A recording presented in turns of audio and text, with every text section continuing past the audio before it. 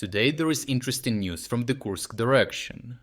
Here, the Russian military's attempt to counter Ukraine's advance towards Bolshoye Soldatskoye turned into a slaughter due to poor planning and disastrous miscalculations. Russian forces' desperation to stem the Ukrainian bulge in the east has led them to rush in their soldiers in suicidal assaults, overlooking a crucial detail in choosing the wrong camouflage, which Ukrainians exploited with deadly efficiency. Russian forces' primary objective is to erode Ukraine's foothold around Berdin, fearing it could become a springboard for further advances toward Bolshoye Soldatskoye.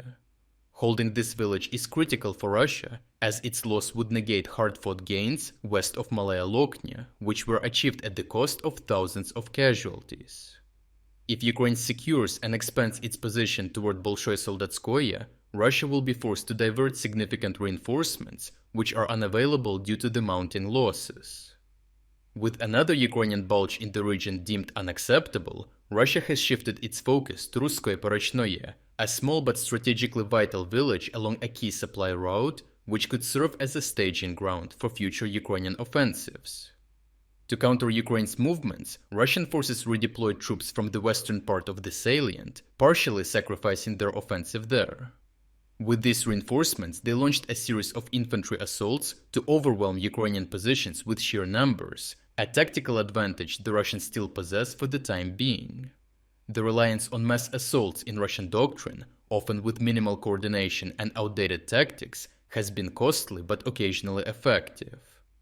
Mass infantry assaults require a lot of men, which means that last-minute changes are unfeasible on such a large scale. This led to the Russian approach suffering from an unexpected major vulnerability: the rapidly changing weather conditions in the Kursk region.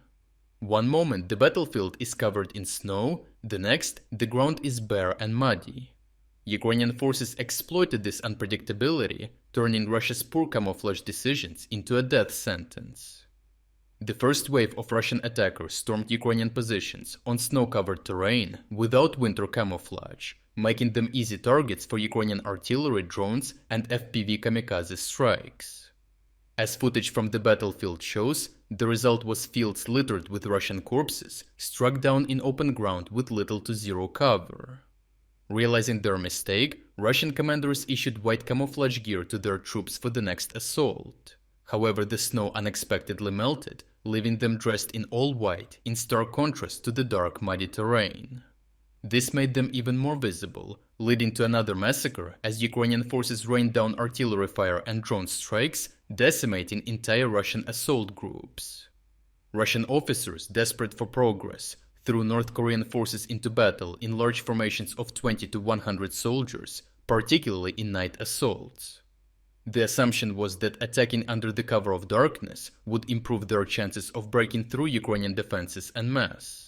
However, Ukraine had recently received advanced ENVGB night vision goggles, allowing its troops to spot enemy movements with extreme clarity, even in total darkness, fog, and snowstorms. This technology marked enemy silhouettes, giving Ukrainian forces a massive advantage in night combat. As a result, huge portions of the North Korean forces were destroyed before they even reached Ukrainian positions. Another wave of North Korean soldiers was sent during the day, with geolocated footage revealing shocking images, like those seen during the Korean War 70 years ago, with large hordes attacking under heavy artillery shelling. Those who survived established some presence at Russkoye Porechnoye, but only at the cost of staggering losses. Once in the village, they faced relentless Ukrainian artillery and drone strikes, forcing many to either retreat or die in place. Overall, the latest developments confirm that Ukraine's Berdin operation has had both an immediate and strategic impact. Ukraine has successfully thinned enemy lines by forcing Russia to redirect troops from the western Kursk salient and relieving the Russian pressure on Malaya Loknya.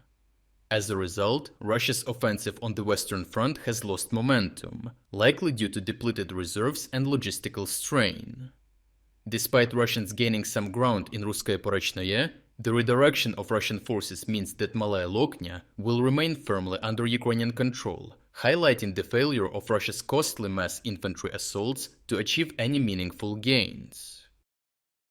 If you are against the invasion of Ukraine and you want to support the work that I am doing, consider subscribing to our own independent news website. Here you can find our exclusive strategic insights, comprehensive overviews of all fronts, and regular tactical analysis videos. By subscribing, you will not only show your support for this channel, but also help and defend independent journalism. The link to our website is in the description. Thank you for watching this report, and I appreciate everyone who stepped up to join us.